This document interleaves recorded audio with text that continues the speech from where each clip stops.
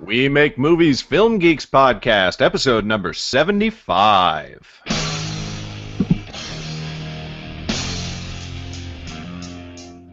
Welcome to the We Make Movies podcast, making the world a better place, one film at a time.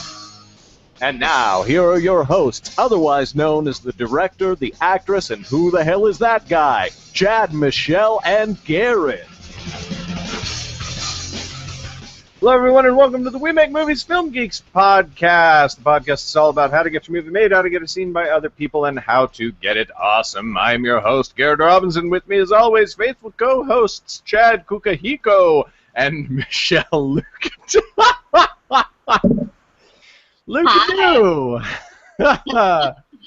Being a lush today, I see.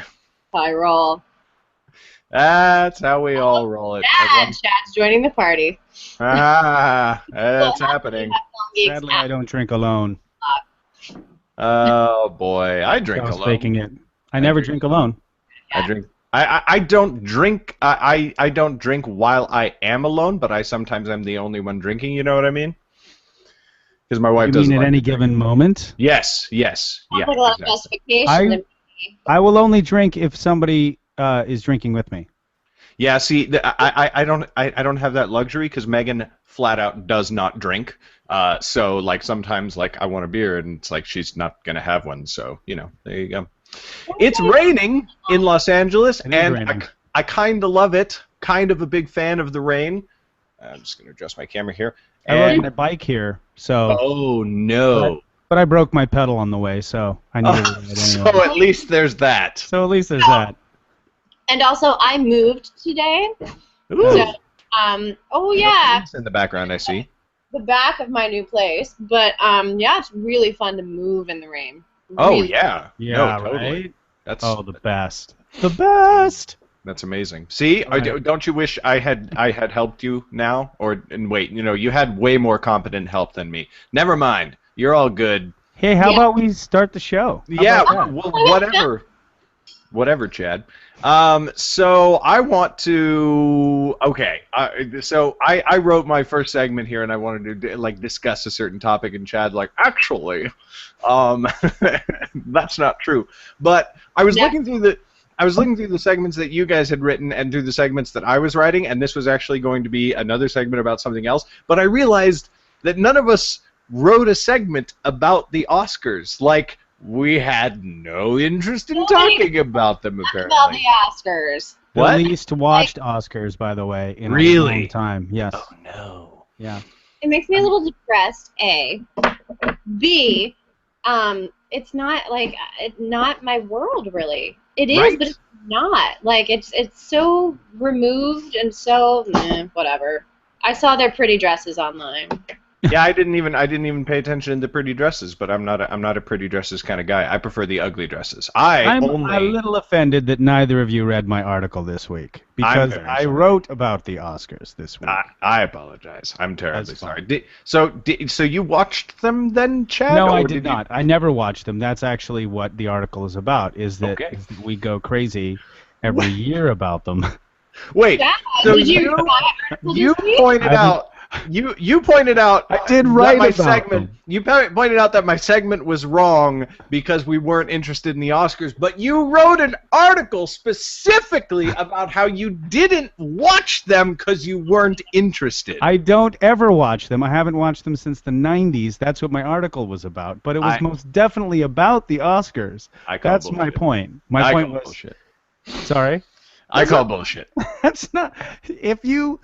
Never mind. Okay. Never mind. Talk about Read my article and then you'll know what I'm talking about. Okay, It I'll is read the most article. definitely about the Oscars. Okay. Anyway. I wasn't interested. I wasn't invested this year at all.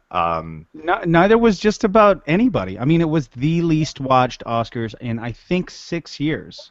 well, it was also I think the first Oscars that had a significant protest in the past 20 years too. So. Say that again? I don't know about protest, but backlash. I saw a lot of online backlash. Did they have a protest? No, there were groups of people gathered outside with signs. Yes, Wow. why are the Oscars so white? Wow, interesting. Luckily, some African American presenters, but you know. Yeah, I feel like that might have been a compensation, like a last minute, like, hey, let's remind people that that we're well, let's try and convince people rather that we're not. Did you guys? Do you guys? I have the list of winners pulled up. Do you guys want to talk about them at all, or are we that disinterested? We're not disinterested. Okay. Here's one thing I do want to talk about. Did you guys see Birdman? I haven't seen it. Yes, I've heard it's fantastic. Loved it. Loved it. Best Picture? Loved it. Did it win Best Picture? It won Best Picture. Then yes. I mean, it was my favorite movie in a long, long time. Okay. Mind you, I have not seen Whiplash yet, and I hear that that's really good. But I mean, Birdman was just so original. Last night, it looks so good. Whiplash. I just watched the trailer for it last night. It looks so good. I'm so excited about it. Yeah, no, it's like I do love that. Like I do still love like the Cinderella story, not the Cinderella story, the plot, but the Cinderella story that this dude like made this film and it was an indie. Oh, every time you say that, for like the first 10 seconds, I think you're saying that the film is like a Cinderella story, which does not look like what and then it takes me a good like, okay. Yeah, another nominee for Best Picture was, of course, American Sniper, and a comedian made a statement about that film which just cracked me up, which was, not only will America come to your country and kill your people, but 20 years later they will make a film about how coming to your country and killing your people made their soldiers cry. It was just like... Pretty good. Yeah, It's a good assessment. It's nice. Wow. Yeah. I haven't read the book or anything, but I'm not going to see the movie. I'm specifically not going to see the movie. It just seems. I did see it. It was okay.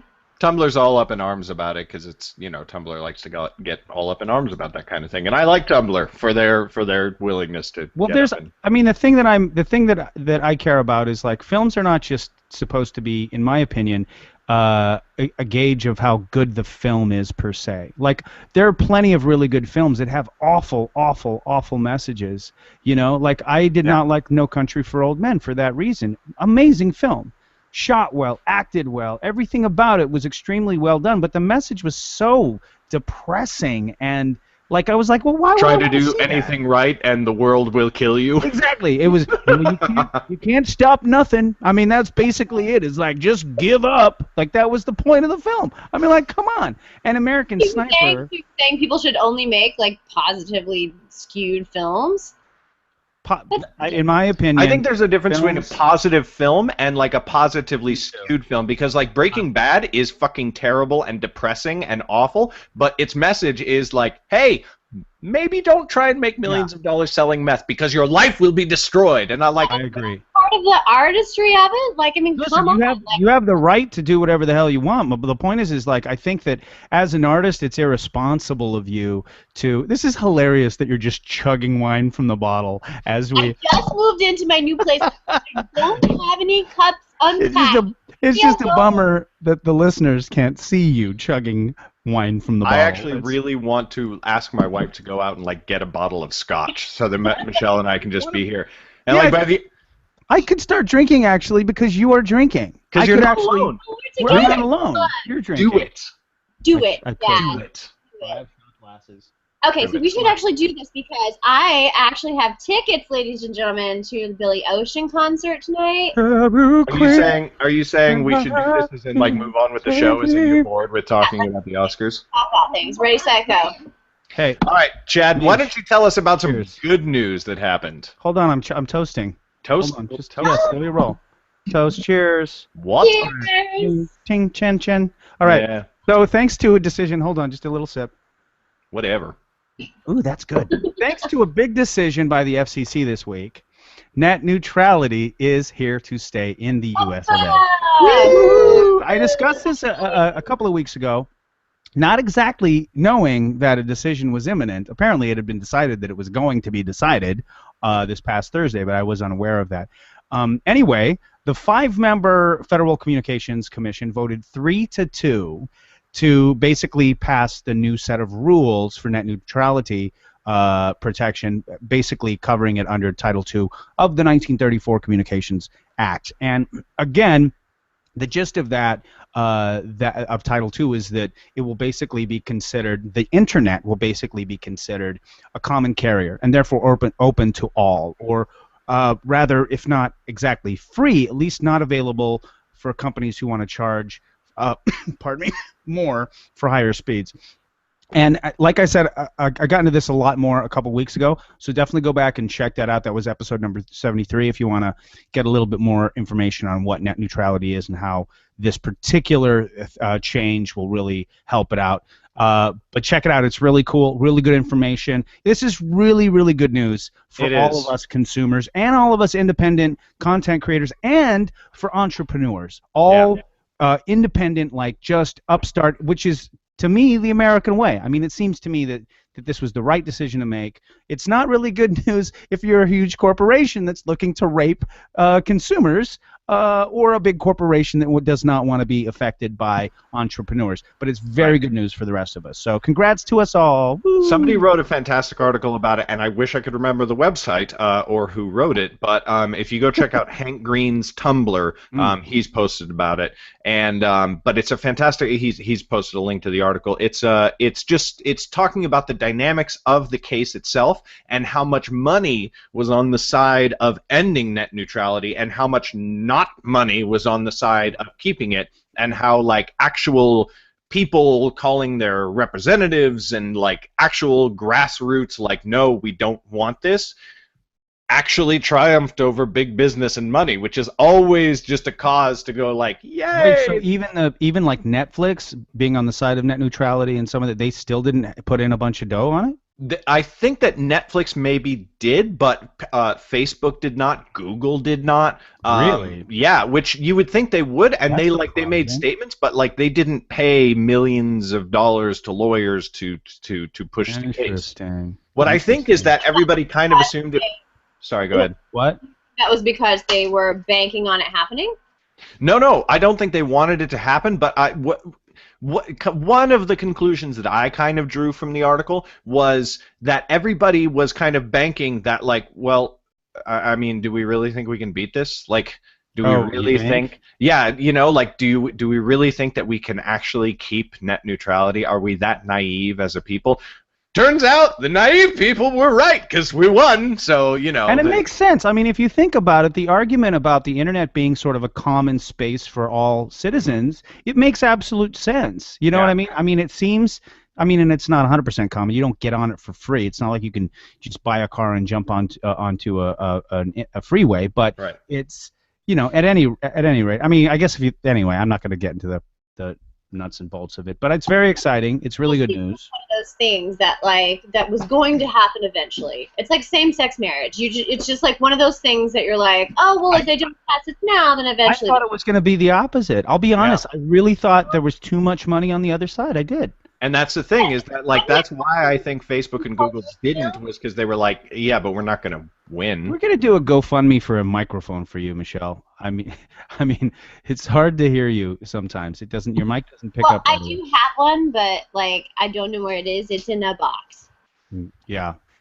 You know what else is in a box? It's in a box. Step one. Nice. Michelle, why don't you tell us about Wake? Yeah, okay. Well, here's what I have to say.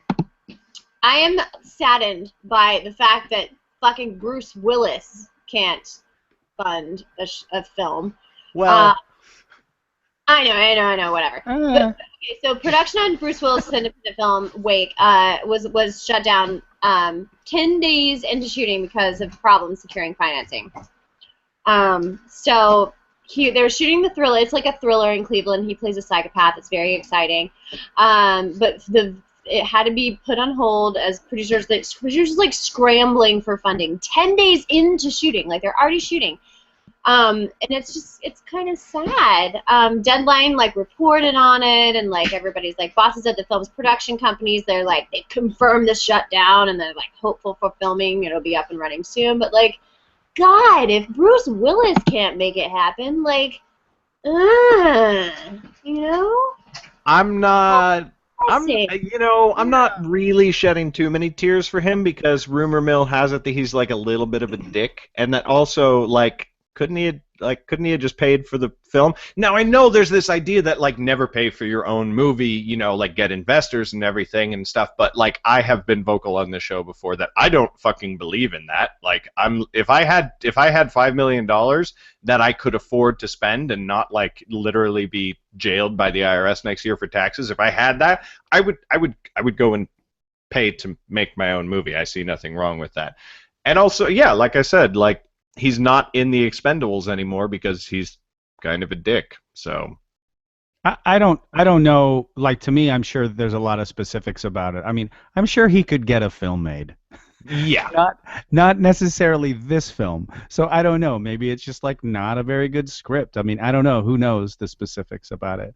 But Right. he could. I mean, I mean, like if he was doing a film like the one I'm trying to get budgeted, he would get that money together in about 5 seconds. Either that or he'd like go to dinner. Exactly. Yeah. Exactly. So, you know, I'm sure there's lots about it that probably. Anyway. It's a thing. It's a thing. I'm sure the movie will either get made or it won't. One of those two things will happen. That's my prediction. Either that or like the whole like release to deadline and all that was a big, really brilliant Ooh. publicity scheme. Oh, you're thinking God, crafty. please shut down Bruce Willis's film. Someone give us money. And of Don't course- see how that would work in anybody's favor, but I don't know. But you're thinking crafty. I like that, and it's actually a good segue on a related note. Can we just take a second and talk about the best thing on television right now? Which is ironic because like it's not even on what most people would consider real television, but which, as Chad says often, is the way of the future.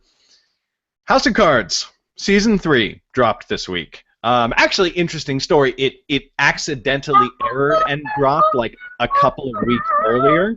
Yeah, like it Really? came out- yeah, It was. did? It was live on Netflix for an hour on the 17th of February, 16th or 17th. Yeah, but if you started playing it, it would play through the whole season if you let it play. What? How Yeah. many people did that? I don't know. Like Netflix is not giving Wow. any figures, and of course, there's no other way to collect the data because they fucked up.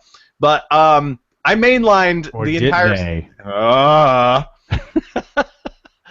I mainlined the entire series over a couple of days. In fact, I finished the finale like pretty much right before I started the show, about like half an hour. Yeah. What? I'm jealous. You know things I don't know. Oh. My friend just started watching it 2 days ago, and I was like, "You have to watch this." Well, Frank dies in the finale, and no, I'm kidding. Funny. Spoiler alert, kidding. people! Spoiler! Kill Like, you. you know, their driver shows up, and I was like, "Oh, can I tell you something that happens in the future? Oh, do you, you know what I mean? Like, oh, Yeah, do you no. know the thing?" Yeah, no. No. Obviously, I'm not going to spoil anything, but Faux pas, Michel. Faux pas. crap, the whole show is just so damn good. I mean, it's like beyond obvious at this point to say that Kevin Spacey is an incredible actor and Robin Wright is just amazing in this series, in this season. Ridiculous. Like, they deserve every single Emmy that can be thrown at them. Her makeup artist deserves a fucking Emmy. I mean, her makeup is so good. Yeah. I mean, so precise. Anyway, I'm sorry. Continue. It's insane. What I think is what I want to highlight and talk about, and what I think is amazing about House of Cards is its realism. And I'm talking about like the gritty realism that people are always talking about in like, you know, Christopher Nolan reboots and Breaking Bad and Sons of Anarchy. Because like those shows don't strike me as actually particularly realistic. Sons of Anarchy. Let's please. Like gritty, yes.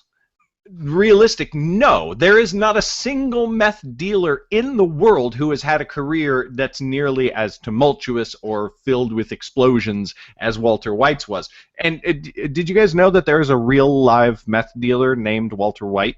No way, really? Yes, really. And he makes meth in an RV. Well, he was caught, and it was discovered. But was that just by circumstance, or did they? Yes, totally. Funny. Like. They caught him, and he was like, you know, caught him with the meth and everything, and they brought him, you know, they were like, what's your name?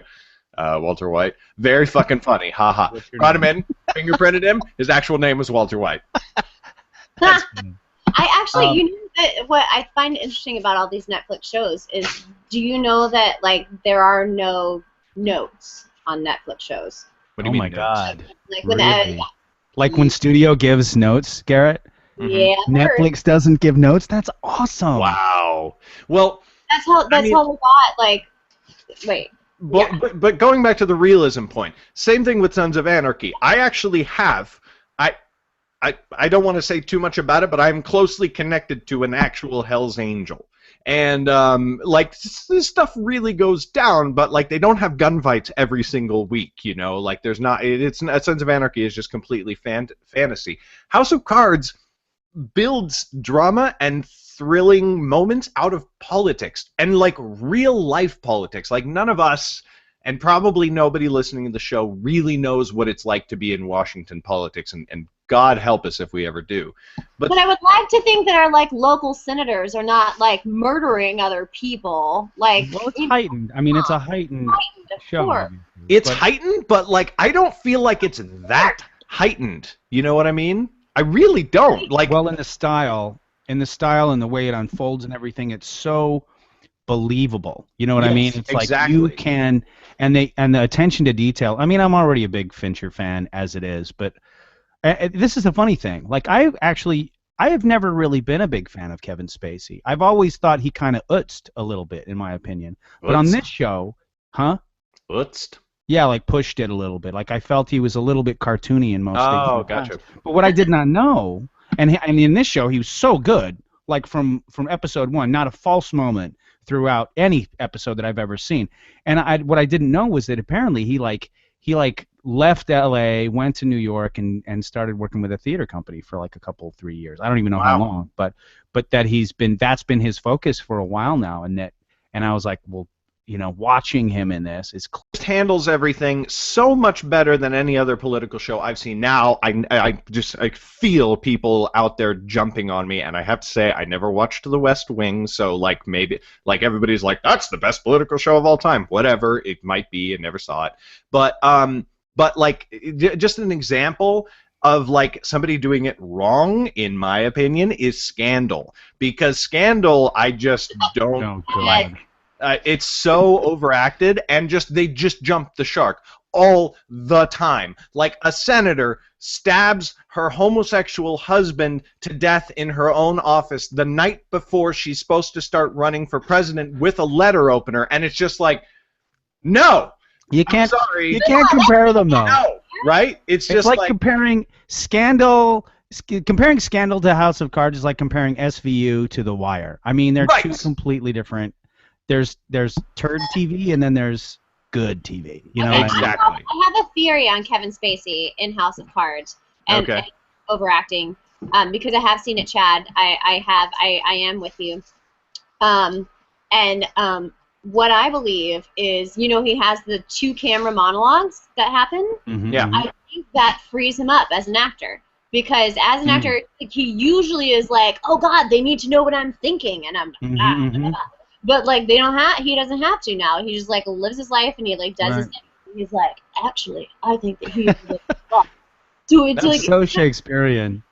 I think it's. I'm sure it's both. I mean, I'm sure yes, it helps that he has that to sort of vent, but he's just better. I mean, he's just a better actor now than he's been, and I don't know exactly. You know what I mean? I think he's just.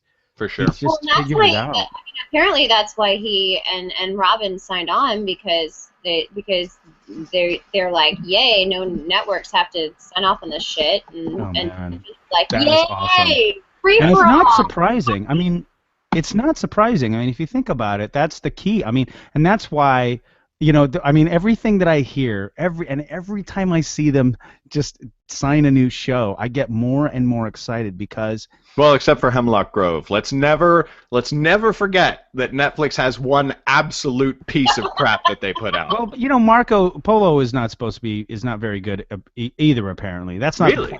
No, yeah, apparently. I mean, I read really hilarious, awful review of it. Oh, amazing. But the point is, it's not that. It's not like that's not my point. My point is that I think they're figuring out what the new model, what's going to happen very soon over the next 2 years is a post Nielsen model is going to start to develop, and they are at the forefront of it. and it's I basically mean, right now they're pretty much the only game in town. well, yeah, Amazon's trying to jump on board too, even with their awful user interface. They did really well at the Emmys this year, and hmm rightly so. I mean, everything I've seen from Transparent is really good. I mean, it's a really Yeah. good show, but they're also every penny back in spades because of what it could do to open up the East for them, and that's probably true. And I don't think they necessarily care. I'm going to move on if that's okay with you guys. Yeah, well, I'll just end by saying House of Cards, if you haven't seen season 3 yet, or especially if you haven't seen any of the show yet, you are missing out. Go get on that shit, like, right Yes. now. It's amazing. Yes. I Yes. have a So, Jeff, quick, I have yes. a confession to make. So wrong. It's just so wrong. I So can't, listen, I can't say I haven't had that same thought, minus the sex and the cannoli. Something blew up on Kickstarter this week. I don't know if you guys saw it, but Pebble Time launched. Now, Pebble's Android and iPhones, and they launched it. And they launched it. I think they had kind of a long thing. They had to quit. It was way delayed. Way delayed. What's the point even? Way At too that delayed point. at that point. I had to open You the should door. have, again, this is like May 2012, is they canceled it a week before because they had hit $10 million. They were going to have to pump out an obscene amount of these things, and they were afraid that they were going to be like on back order for like a year. So they quit a week early this last August when Coolest Cooler won at 13.5. So they were like, well, just under 13. Sorry, I'm sorry. You sure Wow. are. Anyway. I like all of it today. Full I of was them. excited. I've written articles about it. It was something that was very interesting to me because the 48 hours and just totally bumped Exploding Kittens back from 3rd to 4th. And now they're in 2nd. They beat their own. They're at like 11 point. I mean, and it's moving so fast, who even knows how long it's going to continue. I predict it's going to end up closer to like 15, maybe even $20 million, and they're gonna hold that spot for a long time. I have a feeling. I mean, the point is these guys are actually. I mean, imagine this. Imagine that they do hit $20 million. They've got almost 4 weeks left in their campaign. By the way, if they have $20 million and they're giving 7 to 8% of that to Kickstarter just for hosting it, they're basically just giving away $1.5 million. Right. And so it seems to me that it's kind of a waste for these guys who already have an audience to be wasting their money on Kickstarter. Maybe the PR that they're getting from it is helping the And it could initial just- sales. It could literally just be like a loyalty thing, you know? I mean, they freaking came out of nowhere through Kickstarter, so it's like, you know, if I'd made $10 million on Kickstarter to fund my first feature film, I'd probably be like, well, let's just do this every time. Like, thank you, Kickstarter, for making that platform available. Yeah. I mean, is $1.5 million worth of loyalty? I mean, that's a lot of loyalty. You know what I mean? You know, I'd like to think so, but of course that's a good point. Like, if the money was actually sitting in my bank account, I might be like, Exactly. no. Right. So anyway, Amazing. Michelle, what's happening with certain dames? Okay. Well, she's a Worst dick. transition Whatever. ever. Kristen's Fat Tom. What? Worst transition ever. What's happening with dames? Yeah, Like, that's a thing that anybody Yeah. does. Okay, so Kristen Scott Thomas just did this whole interview where she just like went like full out. Oh, hold on a second. That sounds full out, like full out. Nude. What's happening? I don't Yeah, know. she went full out. No, she went full out like she just like called Hollywood out. She was like, there are no roles for women over 50 years old, and it will never change. Literally, she like Nice. she's like, it's awful. It sucks. I'm 54. I suck. She was like talking to BBC, and then on the Andrew Marr show. But then a whole bunch of people picked it up afterwards. And she said, and I quote, "I won't bore you with all the stories of older women not getting jobs in film because it's so boring, but it's true. It's a disaster." Go her. Well done. Because it's actually true, because Meryl Streep is busy doing them all. But Meryl Streep and Glenn Close. and Yeah. Glenn Close. Literally, can you name another actress in Hollywood over 50? I mean, we are in it. Like, it literally, this is our job. Like, can you name another actress? There's a that's couple film Brits. Not a television actress, a film actress over 50. There's like one Australian. There's like 3 British ladies, and then there's Glenn Close and Meryl Streep. That's it. Yeah. Yeah, All the basically. movies. It's All the kind of, movies. it's kind of. I mean, it's the industry of the perfect 20s and perfect looking 20s and 30s years old But people. this is just what you're talking about is just mainstream. You know what I mean? I mean, there's Yeah. there's all kinds of if if people wanted to go out and do a Tyler Perry thing for their particular demographic, you can, and people would probably buy it too. I mean, I don't know what the numbers are on this second best Marigold Hotel situation are, but that cast is like they're weighted pretty on the blue hair side. You know what I mean? That's the target in this day and age. You can get your target. You can. You just have to do it. Yeah, I think it's more just a point of it's more pointing out the fact that it's like, dude, Hollywood, don't you realize that you could totally like tap into that as well? Like, you guys want to be the only game in town, and yet you're so narrowly focused on this one thing that you're White you're men. missing. Yeah, White sorry? men and hot young ladies. Exactly. That's- I think that's more the point of it, and I respect somebody who points that out because it's a good thing to point out. I want to take a step away from film for a second to talk about a somewhat related entertainment industry, actually an industry that shares a lot of the same people that work on especially big blockbuster films with the CGI and the everything like that, and which is in fact the highest grossing entertainment industry in the world, way outclipsing. I actually wrote the word outclipsing, eclipsing books and films, and that is of course video games. Is that true? Yeah. Highest grossing entertainment industry in the world. Michelle is drinking for the listeners. She just wanted us pointedly drinking. The big video games. Oh god. The big video game studios drop 1 or 2 games per year that gross more than $1 billion. Some of them gross more than $2 billion. It's insane. It's like it's just nuts. It's madness. Holy cannoli! It's because they cost so much. Well, part of it is that, yeah. I mean, $60 for a major release from a major studio, and then there's all the indies and everything like that. And to be fair, it is a lot easier if you know what you're doing to design a video game literally all by yourself and release it, which you can just totally do and put it up on Steam. Oh, yeah. Yeah. Really? There's like a whole category on Steam designed by one person. And like the whole. Get out. To be fair, most of them are shit, but a few of them are really insanely good, like crazy, like some of the best titles that have come out recently. There's anyway. Point is, the video game industry has been going through some growing pains, and every entertainment industry is going through growing pains. Whether it's the music industry and like the lack of like actually selling music. Books and the ebook world, film and YouTube and online distribution, and video games where, like I said, you can literally make your own game and put it up online. And you heard me talking about Gamergate in some of last year's podcast episodes. Well, this week, something pretty major happened in one of the biggest game franchises out there. The Arkham series is a video game series. Yeah, it's centered around Batman. And it's him, the first one was Arkham Asylum, and he goes into the asylum where literally all of the bad guys are, so he fights Poison Ivy and the Joker and fucking everybody, right? The latest installment, we've had 2 in the series now, I think. I'm not a big Batman guy, and I don't play that game. But we've had the most recent one, or the new one that's coming out, it's not out yet, is called Arkham Knight. And it got, for the first time in the series, it got an M for mature rating, which is like a major blockbuster franchise like the Avengers suddenly being slapped with an R film rating.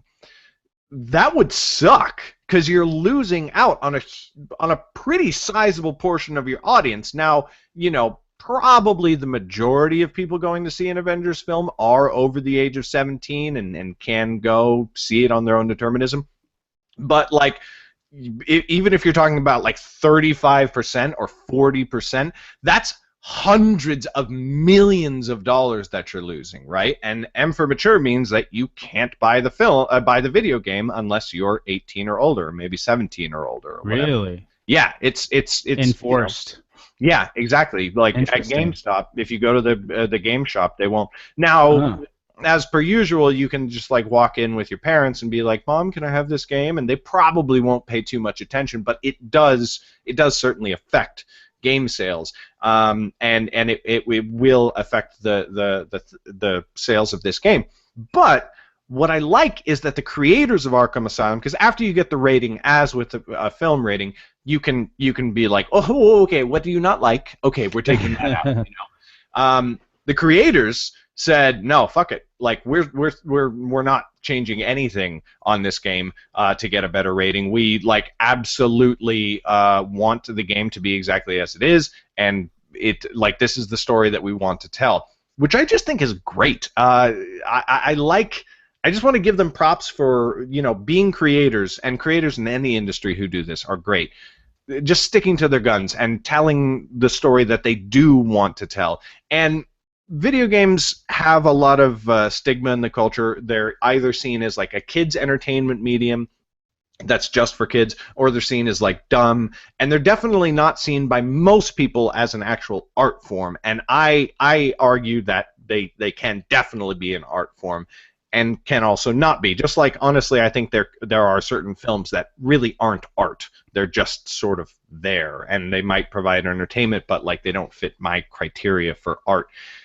And when a studio as big as these guys is willing to say, no, we're not going to appeal to a broader demographic, we're going to make the game and tell the story that we actually want to tell, that is like one of the best arguments that I've seen in recent times for, yeah, video games are an art form, and we're going to make them the way that we want to. So that's my spiel. Well done to them. Speaking of art forms, I mean, like, so I hear that you can actually, like, in Grand Theft Auto, like, drive to a strip club and, like, get a lap dance. Oh, yeah. Then kill the stripper and then, like, take her money. Is that actually true?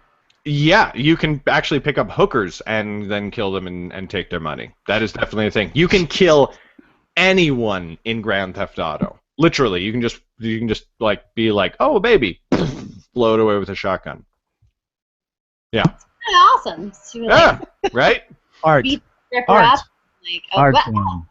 Yeah. See, that's the thing. Is like I'm like. But the Uncharted series of games, there's 3 of them with a 4th coming out this year. They've all been on PlayStation. Those are like 12-hour-long movies that you're playing in, right down to the camera work. It's not just like you're following a character on a screen.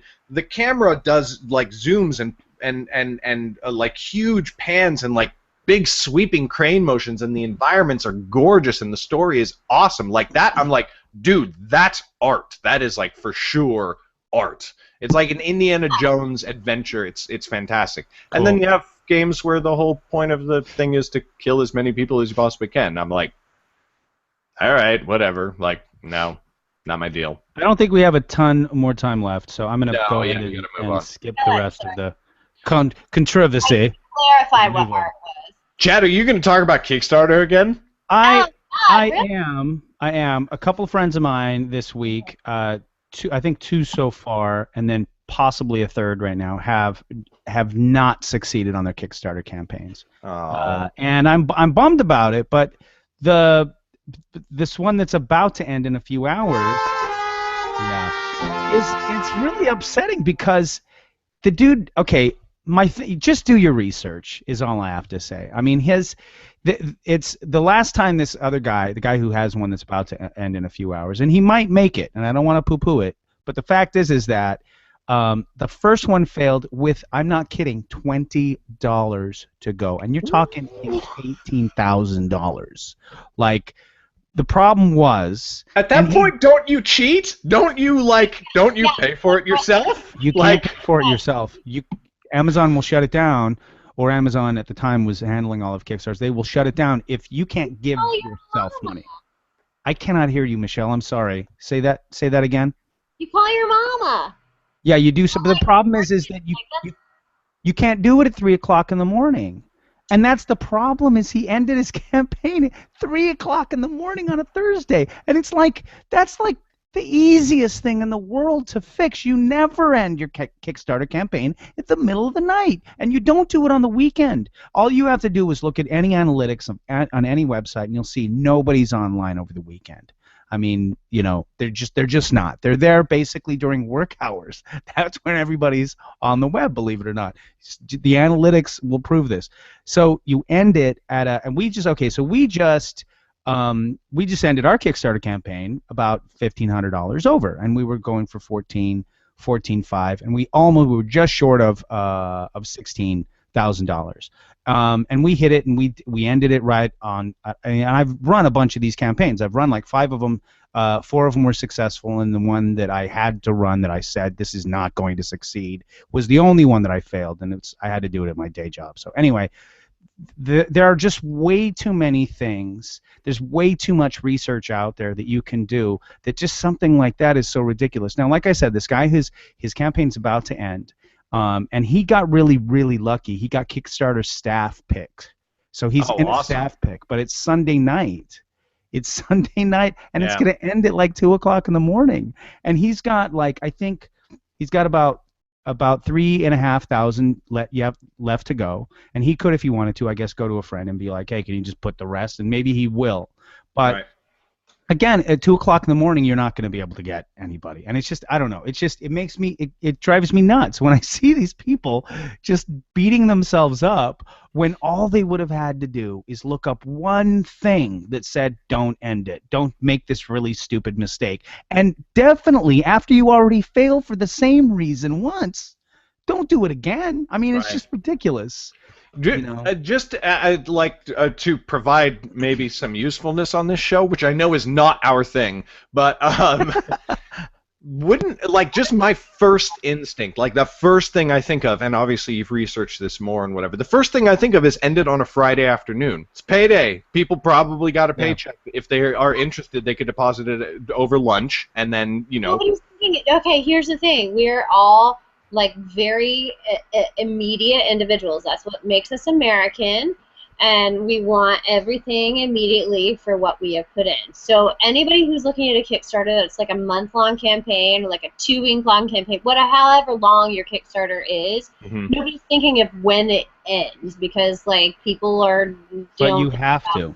And, right. If you're running a Kickstarter campaign, you have to. If you're like, shit, man, so start a Kickstarter at 3 a.m. Yeah. So, but Chad, is that actually the best time? Do you know when the best time is? The thing about Friday is people are already. I mean, you look at analytics. It's always Monday, Tuesday are the 2 biggest day online. Really?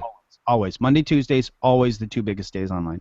So the thing about Friday is, yes, and I've had that thought myself about the paychecks. I haven't tested it myself. Like I said, I've only run myself 4 successful campaigns, but I've consulted on a bunch of others, and it's hit or miss. If you really, at the end of the day, it comes down to audience. If you have the audience, you're going to make the money. Right. That's it. And you're going to make the money probably really, really fast if you've got a big enough audience. Right. But if you have to pull it together through just your family and friends, just do all these other silly things right. Make sure you're going to end it when you can really because the last 2 days, and especially the last few hours, are crucial. They are crucial. And you have to make sure that they're like Friday. I've had that thought, like I said, about the people getting paid, but I've seen analytics, and again and again and again. And coming from a PR standpoint, people aren't interested in getting any new information on Friday. Period.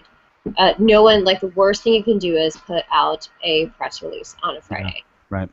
Or a Monday, because on a Monday, people are online on Mondays, but they are inundated with work and things to do, whatever. So Tuesday through Thursday is golden time for a press release. Awesome. We actually provided useful information to listeners of the show. Oh, sure. You're all welcome. Go rate us on iTunes, goddammit. Yeah. Cool. So, Michelle, maybe we could procrastinate on your talk about procrastination, since I know you got to go pretty soon. I just okay, so I just that would be hilarious, though. You're talking about procrastination? No. Jeez, we don't have to do it today, right? No, did you have to leave it for literally the last thing before? God, Michelle. I put it to the end, by the way. That was my fault. What? No, I made the order for the show, so he thought it. Okay. It's just a joke, Chad. I know, I get it. Anyway, Funny.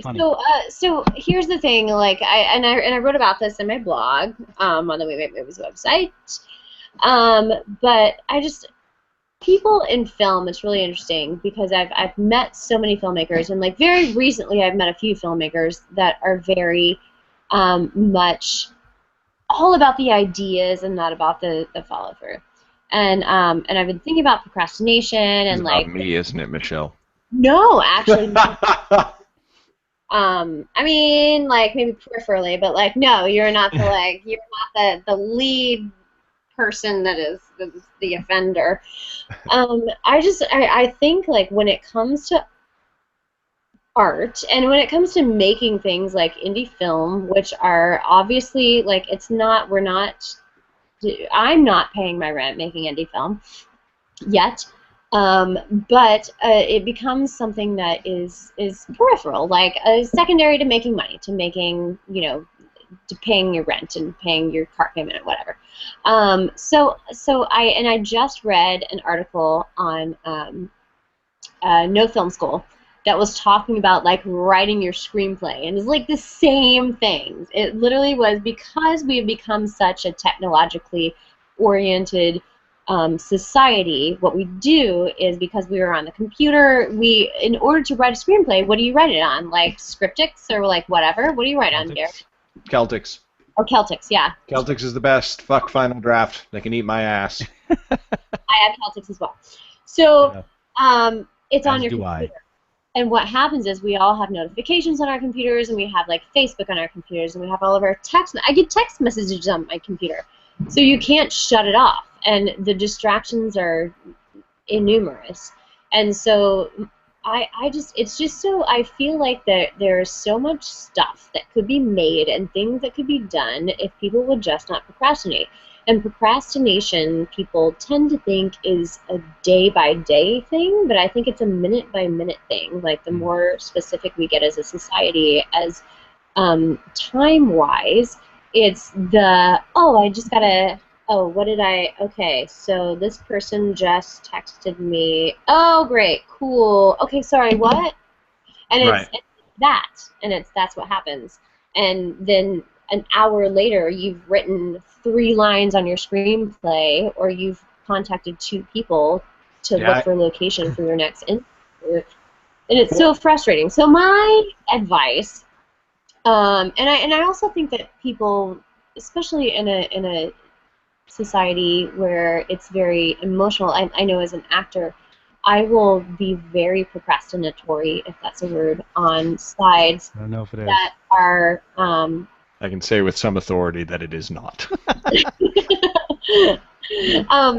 on sides that are personal to me, because I don't want to deal with my shit, or that are frustrating to me, that are anything that I just don't want to deal with, an emotion that I don't want to deal with. I'm like, oh God, she's like so sad. Then I'll just like put it off. So Procrastinatory. I was just looking that up. It actually is a word. Well done. It is a word. it is a word? Or pertaining to procrastination. Yeah. Thank you. It's a word. Delay. Well done. I was just looking that up as well. In English, by the way. Yeah. Anyway. Some authority. So much for that authority. I said some authority. Yes, You but did. you said it like it was like a lot. No, don't you twist my words. I did say it that way. And I'm not even a published author. I actually am a published author.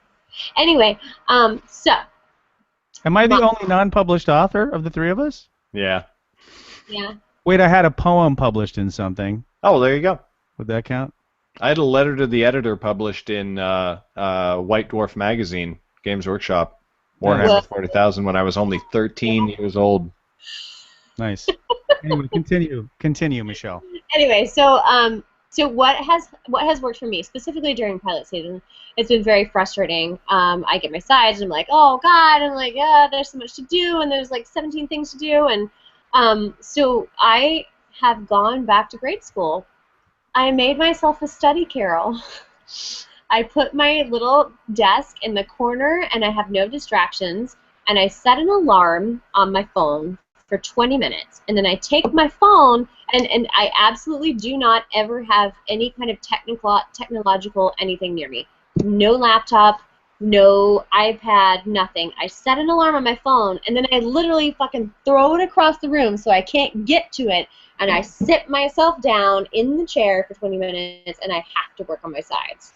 I do. I write on my computer, obviously, so I can't not be on my computer. But Wi-Fi is never on my computer because Wi-Fi sucks anyway.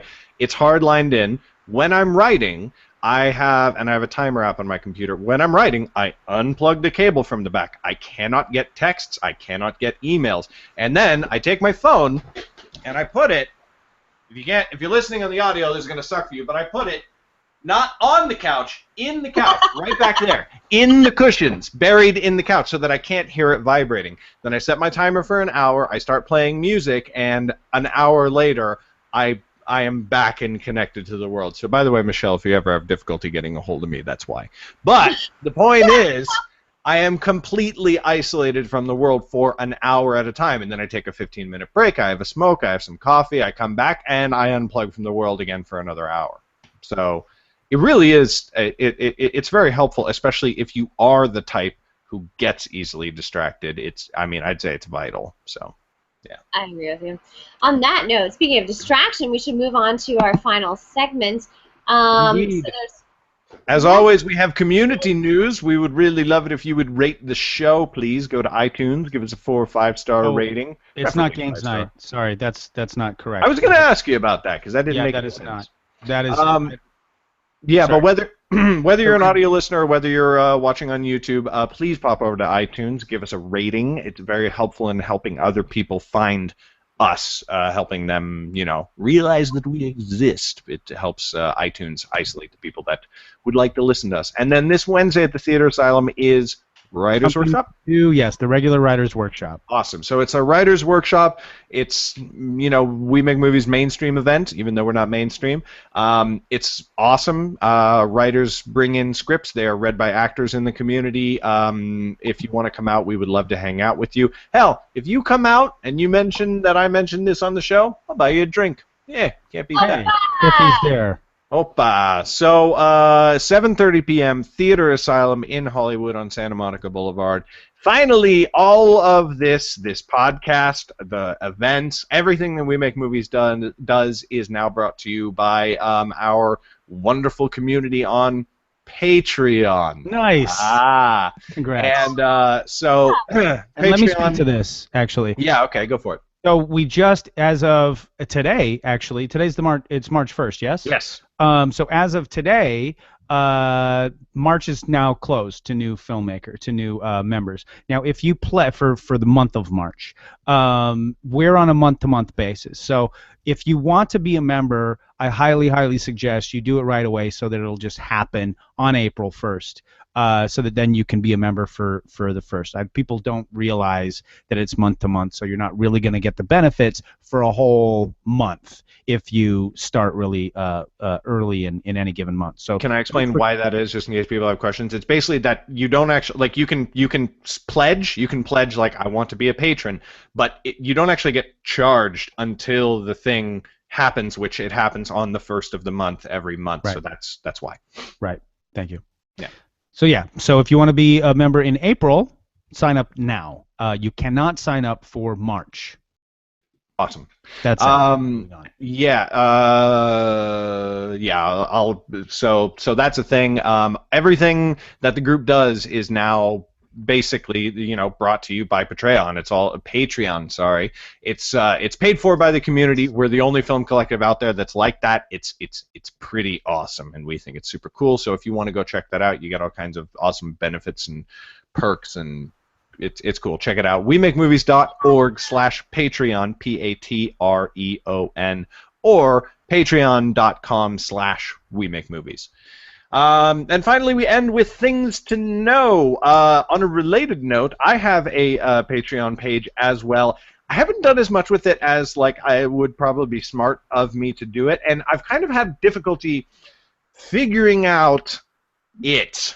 And basically, what I have decided is that my Patreon page is just sort of like for me as an artist, but that's like super general and kind of dumb. So what it is going to be is it is going to be a Patreon for my YouTube. Because YouTube is what I do that is free. It kind of feels dumb having a Patreon for my books, since you can just buy my books. You know what I mean? So I'm going to be shifting it in the very near future, sometime over the next week, making it make a lot more sense. But if you want to check that out, that's patreon.com/GarrettB.Robinson. Jed? So, yeah, as I kind of buried the lead earlier, Baked Ziti hit our target this week, so we're very excited about that. So keep your eye out for that. We have a lot of, we have Ronnie Marmo, who was spent, I think, 3 years on General Hospital. James Marshall, who was on, Yeah, 3 years. 3 years on, yes. Anyway, James Marshall, who was on that David Lynch show. I can't remember the name of it because I didn't watch it. But one of the producers from. Anyway, it's a good. Check it out, Baked Ziti. Keep your eyes out for it. Interrogation is another thing that we're shooting. Actually, Michelle is in that. I'm going to be. I just want to interject really quick. I've heard Baked Ziti, read it. We Make Movies. It's freaking phenomenal. It's really. Actually, all these projects are, but like I really have a special place in my heart for Baked Ziti. It's like right up my alley. So please go check it out. And we raised almost $16,000 for it. So. We'll have some production values. Yeah, the Kickstarter campaign just ended. Interrogation, keep your eye out for that. And then also go get this Pebble Time. It's really cool, and it's not expensive. It's like $185. It'll be almost $200 and it's really good. It'll connect with your phone. I wear it on. I don't wear it on my wrist because I don't wear watches, but I put it on my bike so that I can control my music and I can handle my navigation and whatnot right there on the thing on my bike. GetPebble.com if you want to check that out. That's it. Awesome. Michelle? Yes? I have nothing to say. I'm going to be in interrogation. I'm shooting, what is interesting, I'm shooting it's a sizzle for a novel this weekend. It's very That's It's interesting. the most expensive sizzle for a novel in the entire world. Probably the only sizzle for a novel in the entire world.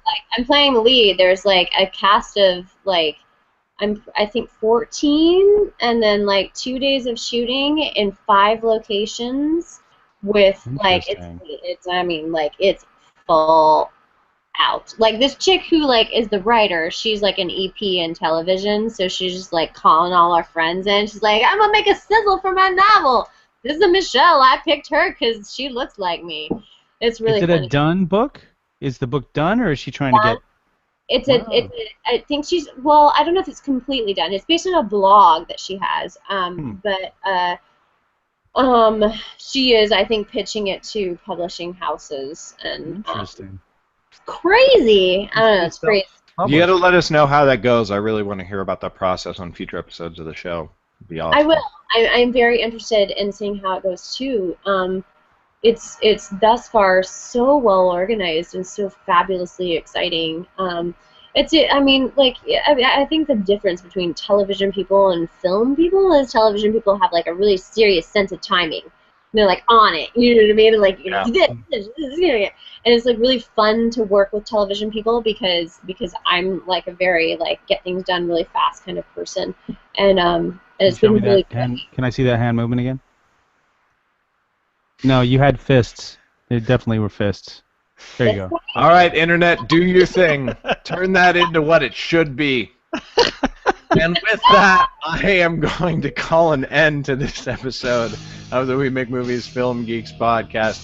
Thank you, everybody, for tuning in, whether you watch this live on YouTube or you're listening on iTunes. Again, please do go and rate the show. I'm Garrett Robinson. You can find me at GarrettBRobinson.com. Chad is online at superfreako.com, and you can find Michelle on Twitter at mlukadu. We'll see you next week, everybody. Good night.